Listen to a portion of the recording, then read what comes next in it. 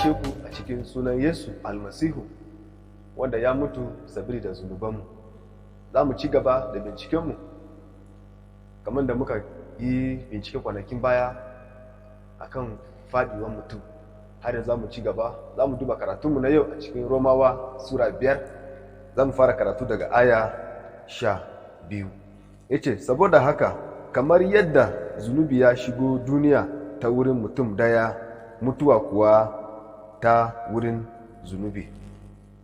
Ta haka kuwa mutuwa ta shafi dukkan mutane, domin dukkan mutane sun yi zunubi. Allah ya sa albarka a cikin karatunsa.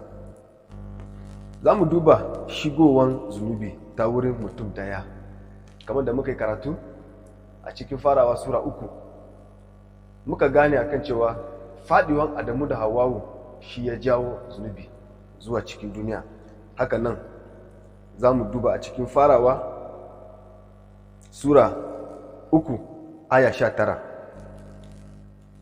Farawa Sura 3 aya 19 ya ce, da zufan goshinka za ka ci abincinka har ka koma ga kasa da yake daga cikinta aka yi ka, gama kai turbaya ne kuma ga turbaya za ka koma. Mun ji yadda Ubangiji ya yi wa Adamu hukunci a nan akan cewa rashin biyayensa shi ya jawo wannan mutuwa, domin Allah ya riga ba su doka akan cewa idan kuka ci daga 'ya'yan itacen nan za ku mutu. To gashi nan Allah ya furta mutuwan a cikin farawa Sura 19, Sura 3 aya 19. Ubangiji Allah ya ce, turbaya ka zo, turbaya za ka koma. Shi ya sa ta dalilin rashin biyayyan Adamu da Hawwawu shi ya jawo mutuwa. To, za mu duba yanayin da abubuwan su iya faruwa, domin daga Sara zuwa Sara mutane suna kara yin zunubi. Zunubi yana kara yin yawa, ana yalwata shi, abin yana yin yawa. Muka duba a cikin farawa Sura 4 aya 3 da 5, lokacin da Kayinu da Habila suka yi nasu hadaya. Me ya faru a wajen? Yanayin da zunubi ya fara shigowa kenan. Tun a zamanin Adamu da Hawwawu kafin nan su tafi, 'ya'yan da suka haifa sun fara nuna yanda zunubi a ciki aka haife su. Habila aikinsa mai kyau, Ubangiji ya ji dadinsa. Allah ya taimake mu cikin karatunsa. Habila aikinsa mai kyau, Allah ya ji dadinsa. Mun ji wannan magana. Amma na ɗan uwansa mummuna, yanayin da Ubangiji ya fara neman nasa a cikin mutane. Da an ɓata aka samu mutuwa, Allah ya fara neman nasa. Nan da muka ji a cikin karatu, Habila nasa mai kyau, Ubangiji ya ji daɗin aikinsa. Dukkan mutane sun yi zunubi, yadda muka ji a cikin littafi. Zunubi ta shigo duniya. Ta yaya ne zunubin ta shigo duniya? Ta wurin Adamu da Hawwawu, kamar da muka ji. To, a cikin Zabura Sura 51 aya 5 yace, tabbatacce ni mai zunubi ne, tun haifuwa mai zunubi ne, daga lokacin da mahaifiyata ta yi cikina.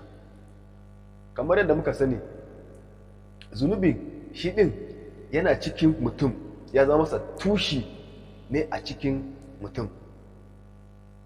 Kamar da muka ji a cikin Zabura Sura 51 aya 5. Kowa, dukkanmu masu zunubi ne, an haife mu a cikin zunubi. Halinmu da muka girma a cikin zunubi. Allah taimake mu. Sannan alherin Allah ta wurin mutum daya. Kamar da muka ji, zunubi ta shigo ta wurin Adamu. Haka nan kuwa alherin Allah ta zo ta wurin mutum daya. Romawa Sura 5, zan fara karatu daga 15 zuwa 19. Yace, amma kyautan nan daban take da laifin nan. Gama in mutane da yawa sun mutu saboda laifin mutum daya, to ai alherin Allah da kuma kyautan nan mai zuwa ta wurin alherin mutum dayan nan Yesu Kristi ya shafi mutane da yawa.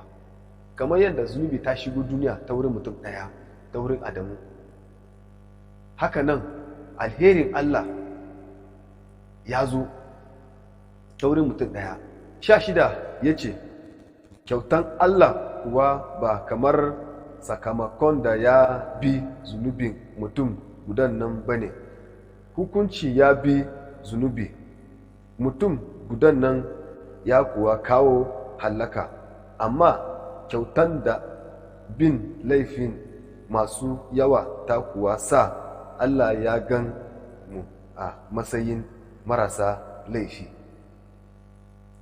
Abin da tafi na gaya mana nan cewa zunubin mutum gudan nan ya jawo hallaka, sannan hallakan nan ya kawo laifi, sannan ta dalilin mutum guda ɗaya ɗin nan, wato Yesu Kristi, wanda ya zo ya mutu saboda zunubanmu, ta wurin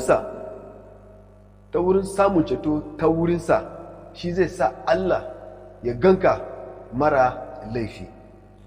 17 ya ce, amma in ta wurin laifin mutum daya mutuwa ta yi mulki ta wurin mutum dayan nan, ashe waɗanda suka sami kyautan alherin Allah a yalwace da kuma kyautan adalci za su yi mulki wannan rayuwa ta wurin mutum dayan nan Yesu Kristi. Gama ta wurin laifin mutum daya mutuwa ta yi menene, ta yi mulki, daga Sara zuwa Sara mutane suna aikata zunubi. Sannan ta wurin kyautan Allah za mu yi mulki cikin rashin aikata zunubi daga Sara zuwa Sara har Yesu da zai same mu a cikin sunan Yesu. Sannan 18 ya ce, saboda haka kamar yadda sakamakon laifin mutum guda ya jawo halaka ga dukkan mutane, haka ma sakamakon aikin adalci guda ya sa Allah ya sami mu marasa laifi. Wannan kuwa kawo rai ga dukkan mutane. Sakamakon mutum ɗaya din nan da ya zo ya sa Allah yana ganin mu marasa laifi. Bayan haka, wannan mutuwa da Adamu da Hawwa suka jawo ta wurinsa za mu sami rai madawami. Allah taimake mu. Sannan 19 ya ce, gama kamar yadda ta wurin rashin biyayyan mutum daya guda mutane masu yawa suka zama masu zunubi, haka kuma ta wurin biyayyan mutum guda mutane da yawa za su zama masu adalci. Mun ji biyayyan almasihu da ya zo duniya ya mutu saboda kai, za mu zama masu biyayya da kuma aikata adalci ta wurin samun ceto ta wurinsa. Allah taimake mu.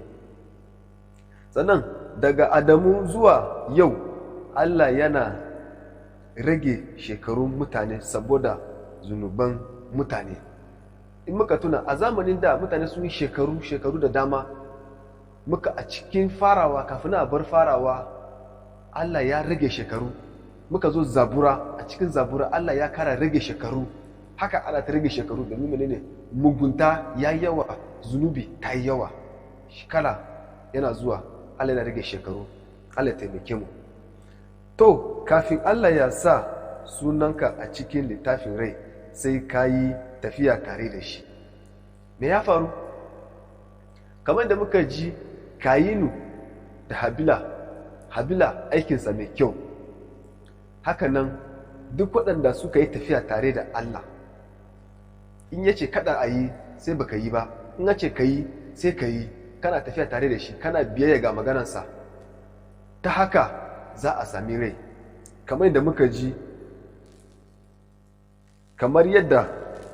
muka ji Enoch ya yi tafiya tare da Allah har Allah ya yi masa tunawa. Kamar da muka ji a cikin littafi, Enoch ya yi tafiya da Allah, ya yi daga Allah, ya yi wa Allah abin da yake bukata. Sai aka yi kwatance da abin da zai faru da 'ya'yan Allah a shekaru masu zuwa. Aka yi masa fyaucewa. Wannan kwatance ne wanda Allah ya yi tare da shi, domin saboda menene Allah ya ji daɗinsa, ya kira sa ɗana. Saboda menene? Saboda biyayensa. Allah ya taimake mu, amin. Da kuma Habila aikinsa mai kyau. Habila aikinsa mai kyau, kamar da muka ji.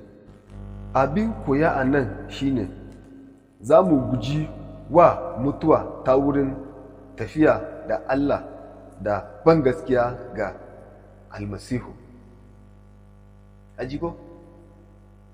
Za mu guje wa wannan mutuwa da Allah ya gaya wa Adamu da Hawwa ta wurin wane ne? Ta wurin Yesu almasihu, ta wurin bada gaskiya ga sunansa. Ka yarda akan cewa shi ɗan Allah ne? Idan muka yi tafiya tare da Allah cikin aikata gaskiya da kuma sarki a cikin wannan duniya mai zunubi, ta haka za mu kasance tare da Ubangiji har abada. Wannan shi ne babban abin da muke bukata. Bayan muka yi tafiya ga Allah, kamar yadda Allah ya yi wa Enoch fyaucewa, ya tafi tare da Allah, ko kana da rai ko bayan mutuwa. In Yesu ya dawo bayan busa kahon nan, za mu tafi tare da shi. Allah ya sa kana cikin ɗaya a cikin dubban nan da za su tafi tare da Ubangiji zuwa